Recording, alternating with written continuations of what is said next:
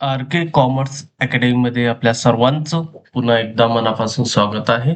तर आजच्या सेशनमध्ये मी आणलेला आहे तुमच्यासाठी विषय वित्तीय व्यवस्थापन म्हणजेच फायनान्शियल मॅनेजमेंट.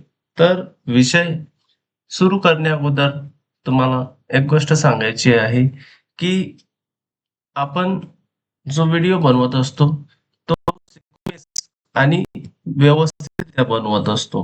म्हणजे आपल्या सिलेबस कव्हर झाला पाहिजे या उद्देशाने आपण व्हिडिओ बनवत असतो. असं नाही आहे की फक्त एक व्हिडिओ बनवला आणि झालं. तर आपण जो सिक्वेन्स नुसार आणि व्यवस्थितरित्या आपण व्हिडिओ टाकत असतो. तर आर के कॉमर्स अकॅडमीचं उद्देशच हे आहे की तुम्हाला सर्व माहिती एकाच प्लॅटफॉर्मवर उपलब्ध करून देणे. हा मुख्य उद्देश आहे आपल्या आर के कॉमर्स अकॅडमीचा. तर आणि कमेंटच्या माध्यमातून तुम्ही मला कळवू शकता की तुम्हाला कोणत्या टॉपिकवर व्हिडिओ हवा आहे. तर चला आजच्या सेशनमध्ये मी तुमच्यासाठी आणलेला आहे वित्तीय व्यवस्थापन म्हणजेच फायनान्शियल मॅनेजमेंट. सर्वप्रथम आपण एमसीक्यू पासून सुरुवात करूया आणि यानंतर आपण chapter wise detail practical wise video आपण लाईव्ह स्ट्रीम मध्ये शिकवणार आहोत. तर नक्कीच तुम्ही माझ्या चॅनलला सबस्क्राईब करून घ्या. तर चला unit 1 introduction to financial management. तर बघा आपण याच्यावर 50 एमसीक्यू पाहणार आहोत. फर्स्ट, फायनान्शियल मॅनेजमेंट म्हणजे काय? तर बघा, फायनान्शियल हा शब्द आपल्याला पैसा आणि वित्त या शब्दापासून याची सुरुवात झालेली आहे. तर बघा, मॅनेजमेंट म्हणजेच व्यवस्थापन. फायनान्शियल मॅनेजमेंट म्हणजे काय? तर बघा, फायनान्शियल मॅनेजमेंट हे गुंतवणूक आणि वित्तीय निर्णय यांच्याशी संबंधित आहे. म्हणजेच इन्व्हेस्टमेंट अँड फायनान्शियल डिसिजन. दोन मुख्य उद्दिष्ट फायनान्शियल मॅनेजमेंटचे कोणते आहे? तर बघा, फायनान्शियल मॅनेजमेंटचे जे मुख्य उद्दिष्ट आहे ते आहे वेल्थ मॅक्झिमेशन, म्हणजे संपत्ती वाढवणे हा त्याचा मुख्य उद्दिष्ट आहे फायनान्शियल मॅनेजमेंटचा. थ्री, फायनान्स मॅनेजरची भूमिका कोणत्या प्रकारची असते? तर बघा, फायनान्स मॅनेजरची भूमिका ही डिसिजन मेकिंग म्हणजे निर्णय घेणे हे त्याची भूमिका असते. त्यानंतर बघा, फोर, फायनान्शियल प्लॅनिंग म्हणजे काय? सगळ्यांनाच माहित असेल, फायनान्शियल प्लॅनिंग म्हणजे फ्युचर कॅश इनफ्लो आणि आउटफ्लोची योजना. म्हणजे कॅश फ्लो होईल की आउटफ्लो होईल याची जी आपण योजना अगोदरच आखत असतो त्यालाच आपण फायनान्शियल प्लॅनिंग म्हणत असतो. 5, फायनान्शियल मॅनेजमेंटचा स्कोप मध्ये काय येते? तर बघा, फायनान्शियल मॅनेजच्या स्कोपमध्ये इन्व्हेस्टमेंट डिसिजन म्हणजे गुंतवणूक निर्णय, फायनान्शियल डिसिजन वित्तीय निर्णय, डिव्हिडंड डिसिजन म्हणजे लाभांश निर्णय, हे सर्व डिसिजन येत असतात. म्हणून डी ऑप्शन इज करेक्ट वरील सर्व. 6, वेल्थ मॅक्झिमेशन कन्सेप्ट कोणत्या गोष्टीवर भर देते? तर बघा, long term share holder value म्हणजे जे दीर्घकालीन भागधारक असतात त्यांच्या भागांची किंमत. 7, फिनान्स फंक्शन मध्ये कोणते डिसिजन महत्वाचे आहे? तर capital budgeting, capital structure, dividend policy हे सर्व घटक महत्वाचे आहेत. 8, फायनान्शियल प्लॅनिंगचे मुख्य उद्दिष्ट काय आहे? तर ॲट फंड्स उपलब्ध करणे हे त्याचं मुख्य उद्दिष्ट आहे. 9, फिनान्स मॅनेजर कोणत्या प्रकारचे निर्णय घेतो? तर बघा, तो निर्णय घेत असतो स्ट्रॅटेजिक डिसिजन, तो स्ट्रॅटेजी तयार करत असतो, चक्रव्यूह तयार करत असतो आणि त्यानुसार तो डिसिजन घेत असतो. 10. फिनान्स मॅनेजरचा मुख्य फोकस कोणावर असतो? तर बघा, त्याचा मुख्य फोकस असतो वेल्थ मॅक्झिमेशनवर. 11. फायनान्शियल मॅनेजमेंटचे 3 मुख्य निर्णय कोणते आहेत? तर बघा, त्याचे 3 मुख्य निर्णय आहेत प्रोडक्शन, मार्केटिंग आणि HR म्हणजेच ह्युमन रिसोर्स. 12. प्रॉफिट मॅक्झिमेशन कॉन्सेप्टची मर्यादा कोणती आहे?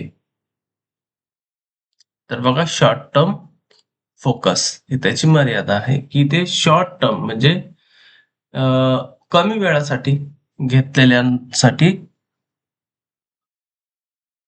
यानंतर बघा 13. फिनान्स मॅनेजर कोणत्या प्रकारचे फंड्स अरेंज करतो? तर बघा, तो शॉर्ट टर्म फंड अरेंज करत असतो फिनान्स मॅनेजर. 14. फायनान्शियल प्लॅनिंग मध्ये कोणता प्रिन्सिपल महत्वाचा आहे? तर बघा, रँडमनेस हा प्रिन्सिपल महत्वाचा आहे. 15.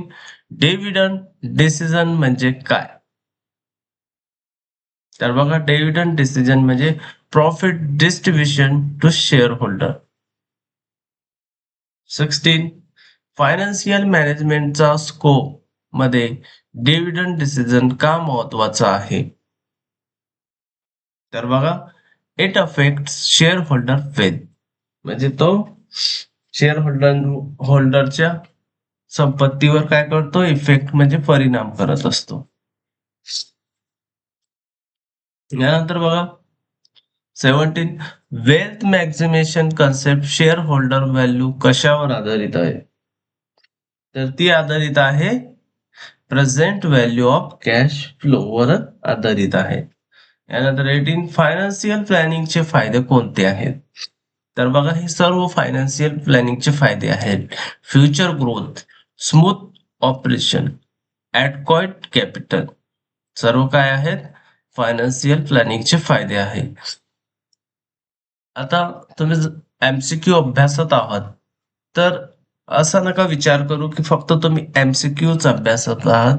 इथं बघा, तुम्हाला मिनिंग, मर्यादा, फायदे, तोटे जे काही आहे ते सगळं इथं बघा, रिस्क अनालिसिस, डिसिजन्स म्हणजे असे सुद्धा प्रश्न कव्हर होऊन राहिलेत तुमचे, याकडे लक्ष द्या.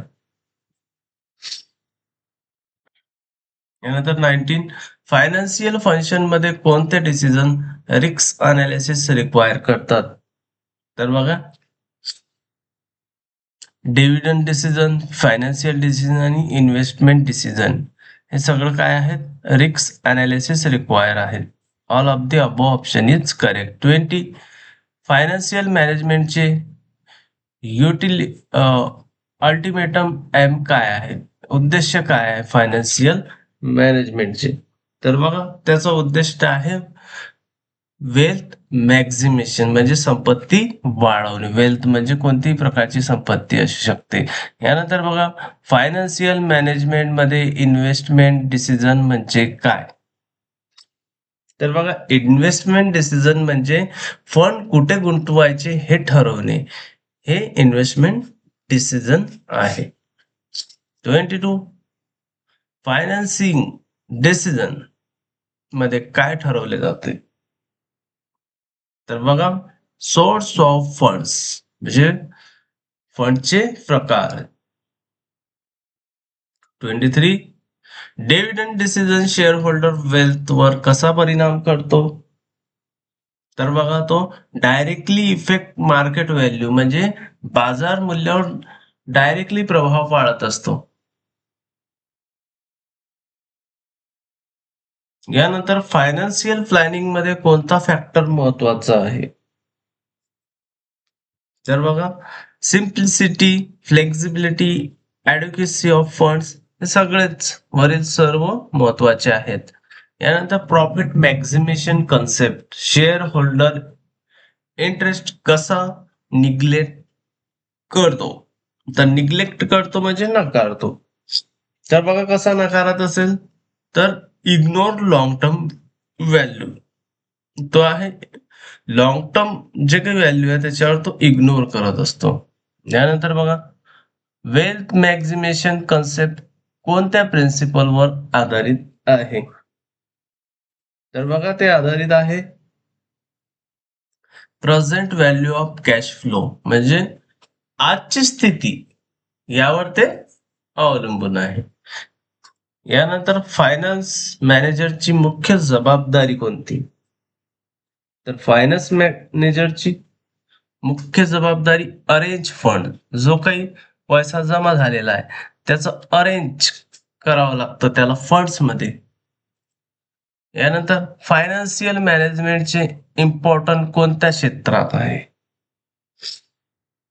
तर बघा या सर्व क्षेत्रात आहे नॉन प्रॉफिट ऑर्गनायझेशन, नफा न कमविणाऱ्या संस्था, गव्हर्नमेंट सेक्टर, सरकारी, कॉर्पोरेट सेक्टर, सहकार्य. यानंतर बघा फायनान्शियल प्लॅनिंगचे लिमिटेशन कोणते आहे? तर बघा फायनान्शियल प्लॅनिंगचे हे सगळे लिमिटेशन आहेत.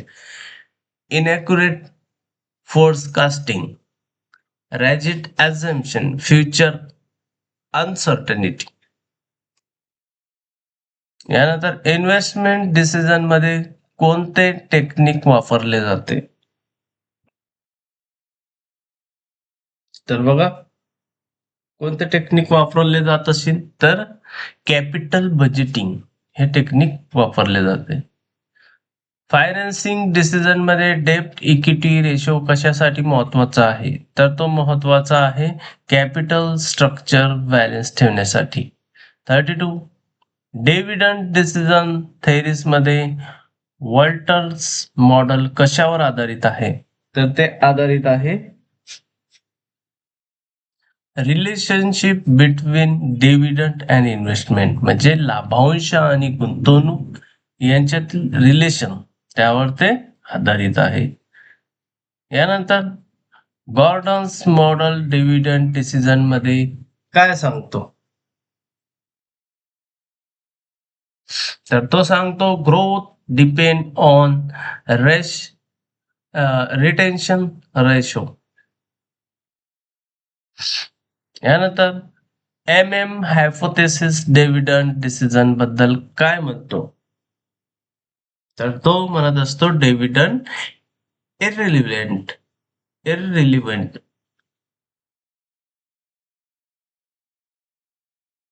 फायनान्शियल प्लॅनिंग मध्ये एस्टिमेशन ऑफ कॅपिटल रिक्वायरमेंट कशासाठी असते?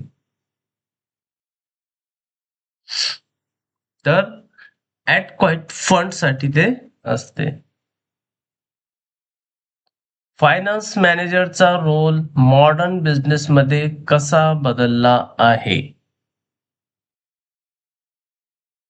रुटीन क्लरिकल वर्क म्हणून बदललेला आहे. 37 फायनान्शियल मॅनेजमेंटचा स्कोप मध्ये कोणते डिसिजन येतात? तर बघा गुंतवणूक, वित्तीय आणि लाभांश, फायनान्सिंग म्हणजे इन्व्हेस्टमेंट, फायनान्सिंग आणि dividend. Wealth maximisation concept shareholder satisfaction कशावर आधारित आहे? तर ते आधारित आहे लॉंग टर्म व्हॅल्यूवर. यानंतर फायनान्शियल प्लॅनिंगचे फायदे कोणते आहेत? तर बघा हे सर्व फायनान्शियल प्लॅनिंगचे फायदे आहेत. Smooth operation, future growth, adequate capital. Investment decision मध्ये रिस्क अनालिसिस का महत्वाचा आहे? तर बघा तो महत्वाचा आहे फ्युचर अनसर्टॅनिटी साठी. फायनान्सिंग डिसिजन मध्ये कॉस्ट ऑफ कॅपिटल कशासाठी महत्वाचा आहे? तर तो महत्वाचा आहे मिनिमम कॉस्ट ऑफ फंड ठेवण्यासाठी महत्वाचा आहे. यानंतर dividend decision shareholder wealth maximise कसा करतो? तर बघा तो मॅक्झिमाइज करत असतो balance between dividend and investment करून, रिटेन्शन ऑफ ग्रोथ करून आणि प्रॉपर पेआउट पॉलिसी निवडून. तर बघा वरील सर्व ऑप्शन करेक्ट आहेत. फायनान्शियल मॅनेजमेंटचे ऑब्जेक्टिव्ह कोणते आहेत? तर बघा ते ऑब्जेक्टिव्ह आहेत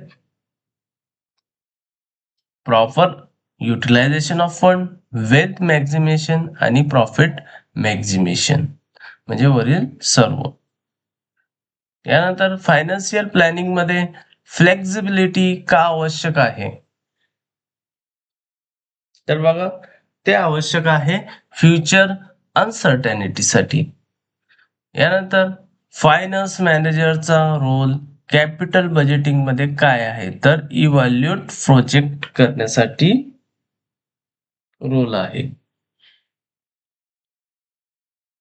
यानंतर फायनान्शियल मॅनेजमेंटचे इम्पॉर्टन्स शेअर होल्डरसाठी काय आहे? तर बघा वेल्थ मॅक्झिमेशन करण्यासाठी इम्पॉर्टंट आहे. यानंतर इन्व्हेस्टमेंट डिसिजन टेक्निक मध्ये NPV म्हणजे काय? तर बघा NPV म्हणजेच net present value. IRR technique कशासाठी वापरली जाते? तर बघा ती वापरली जाते इन्व्हेस्टमेंट अप्रायसल करण्यासाठी. यानंतर प्रॉफिटेबिलिटी इंडेक्स म्हणजे काय? प्रॉफिटेबिलिटी इंडेक्स म्हणजेच ratio of benefit to cost. यानंतर फायनान्शियल मॅनेजमेंटचे अल्टिमेट एम काय आहे? तर ते एम आहे वेल्थ मॅक्झिमेशन, संपत्ती वाढवणे. तर बघा यामध्ये जे रिपीटेड क्वेश्चन आहेत ते मोस्ट IMP आहेत. यानंतर आपण युनिट 2 ला सुरुवात करूया. Unit 2 capital structure and cost of capital म्हणजे भांडवलाचं स्वरूप आणि भांडवलाची किंमत. तर बघा फर्स्ट कॅपिटल स्ट्रक्चर म्हणजे काय? तर बघा मिक्स ऑफ डेब्ट अँड इक्विटी. डेब्ट आणि इक्विटीचं जे मिक्स असते त्यालाच कॅपिटल स्ट्रक्चर म्हणतात. यानंतर ऑप्टिमम कॅपिटल स्ट्रक्चर म्हणजे काय? तर बघा मिनिमम कॉस्ट ऑफ कॅपिटल म्हणजेच. यानंतर net income approach capital structure बद्दल काय सांगतो? तर तो सांगत असतो कॅपिटल स्ट्रक्चर रिलेव्हंट आहे का, रिलेव्हंट आहे का हे सांगत असतो. नेट ऑपरेटिंग इन्कम अप्रोच काय सांगतो? तर तो सांगत असतो कॅपिटल स्ट्रक्चर इररिलेव्हंट आहे. आलं लक्षात? इररिलेव्हंट केव्हा सांगतो आणि रिलेव्हंट केव्हा सांगतो. यानंतर अप्रोच कॅपिटल स्ट्रक्चर बद्दल काय सांगत असतो? तर तो सांगत असतो इररिलेव्हंट अंडर परफेक्ट मार्केट, म्हणजे परफेक्ट आहे का बाजारपेठेसाठी तो सांगत असतो.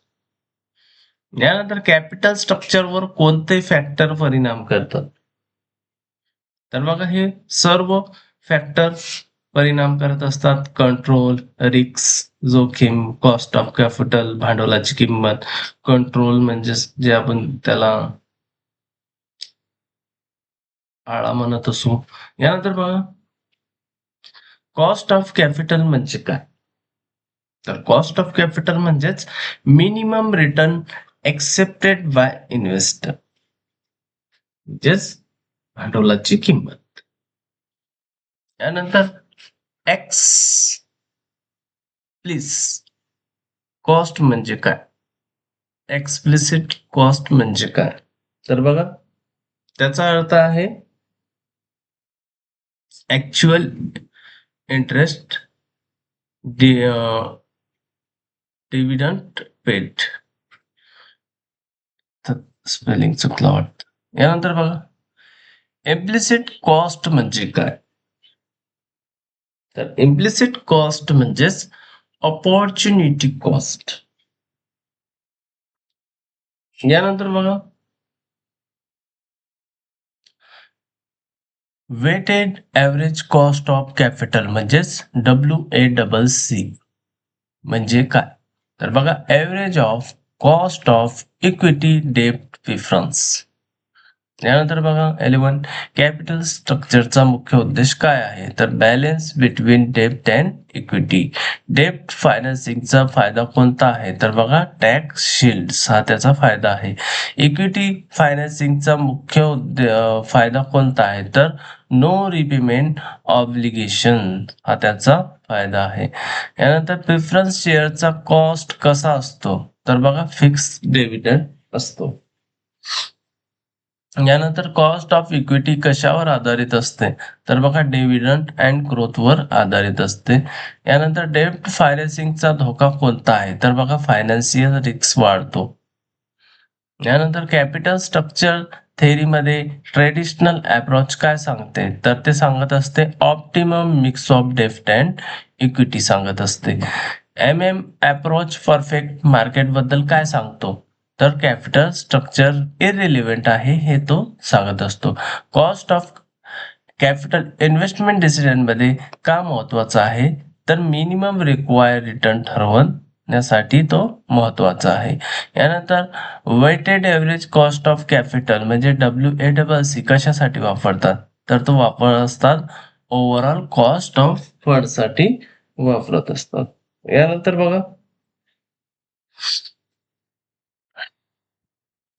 डेब्ट फायनान्सिंगचा मुख्य तोटा कोणता आहे, तर टॅक्स शील्ड मिळतो हा पण तोटा आहे. फायनान्शियल रिस्क वाढतात हा पण तोटा आहे. यानंतर बघा तर बघा यानंतर फायनान्शियल रिस्क वाढतो हा सगळ्यात मोठा तोटा आहे. फायनान्शियल रिस्क डिव्हिडंड वाढतो, नफा आहे, सेल्स वाढते, नफा आहे, टॅक्स शील्ड मिळते हे पण नफाच आहे. फायनान्शियल रिस्क वाढतो हा तोटा आहे डेब्ट फायनान्सिंगचा. नंतर बघा 22 इक्विटी फायनान्सिंग मध्ये शेअर होल्डरला काय मिळतं, तर ओनरशिप राईट मिळत असतात.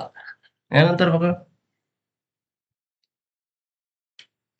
कॉस्ट ऑफ डेब्ट कशावर आधारित आहे, तर इंटरेस्ट रेटवर आधारित आहे. यानंतर बघा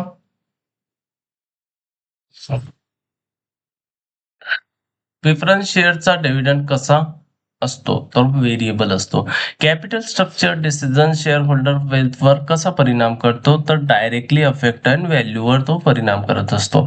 कॉस्ट ऑफ इक्विटी कशासाठी कोणता मॉडेल वापरला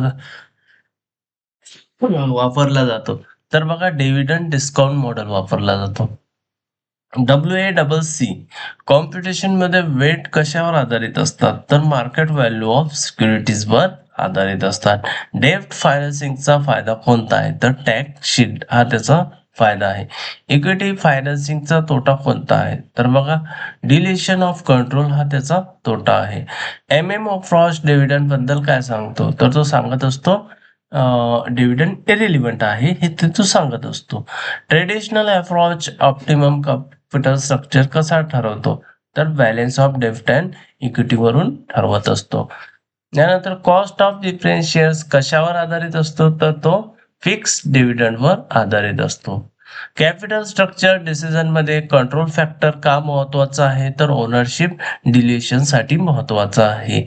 कॉस्ट ऑफ कॅपिटल इन्व्हेस्टमेंट ऍप्रिसियल मध्ये कसा वापरला जातो, तर मिनिमम रिक्वायर्ड रिटर्न म्हणजे कमीत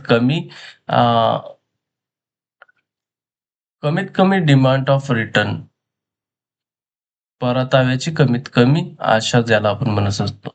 यानंतर WACC कशासाठी महत्वाचा आहे, तर ओव्हरऑल कॉस्ट ऑफ फंड साठी महत्वाचा आहे. डेब्ट इक्विटी रेशो कशासाठी वापरला जातो, तर तो मेजर ऑफ लेव्हरेज साठी वापरला जातो. कॅपिटल स्ट्रक्चर थेरीज मध्ये नेट इन्कम अप्रोच काय सांगतो, तर तो सांगत असतो कॅपिटल स्ट्रक्चर रिलिव्हंट आहे हे तो सांगत असतो. यानंतर नेट ऑपरेटिंग इन्कम अप्रोच काय सांगतो, तर तो सांगतो कॅपिटल स्ट्रक्चर इरेलिव्हंट आहे हे तो सांगत असतो. अप्रोच परफेक्ट मार्केट ऍझम्पशन कोणते आहे, तर बघा ते ऍझम्पशन आहेत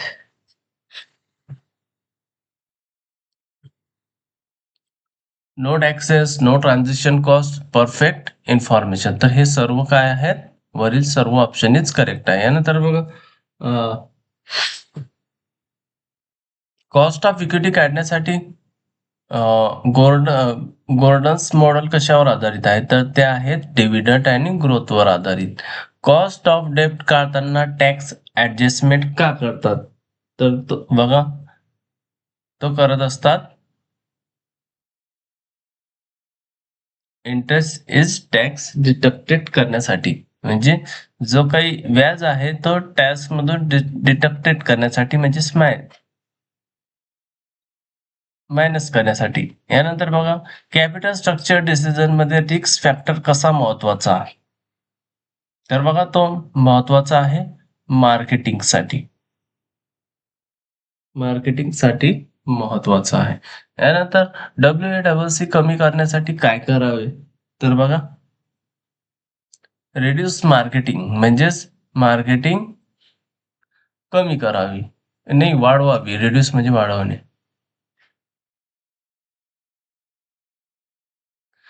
यानंतर बघा कॉस्ट ऑफ कॅपिटलचा प्रॅक्टिकल यूज कोणत्या डिसिजन मध्ये होतो, तर बघा तो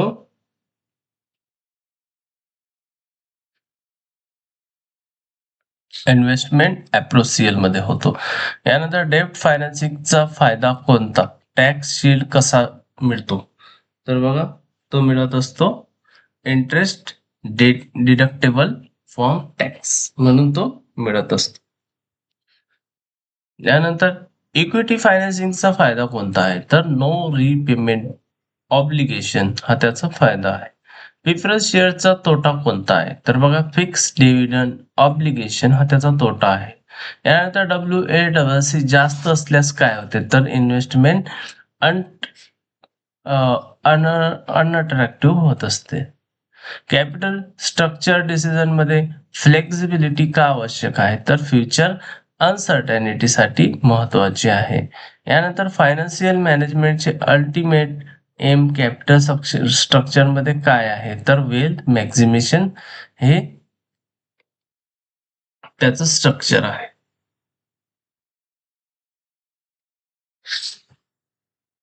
तर बघा अशाच प्रकारे आपण युनिट 1 आणि युनिट 2 कंप्लीट केलेला आहे. अशाच प्रकारे आपण युनिट 3 आणि युनिट 4 तुमच्या कमेंट जेव्हा येतील तेव्हा आपण युनिट 3 आणि युनिट 4 चा व्हिडिओ अपलोड करू. तर धन्यवाद. आणि अशाच प्रकारच्या व्हिडिओसाठी RK कॉमर्स अकॅडमीला सबस्क्राईब करा. आपण सिक्वेन्स वाईज म्हणजे टॉपिक वाईज, पुस्तकातील टॉपिक वाईज आपण प्रत्येक गोष्ट शिकणार आहोत. तर नक्कीच तुम्ही RK कॉमर्स अकॅडमीला सबस्क्राईब केलेलं असेल आणि इतरांना सुद्धा सांगा आणि शेअर सुद्धा करा. आपल्याला आपली कम्युनिटी वाढवून लवकरात लवकर आपल्याला आपले ऑनलाईन क्लासेस सुरू करायचे आहेत.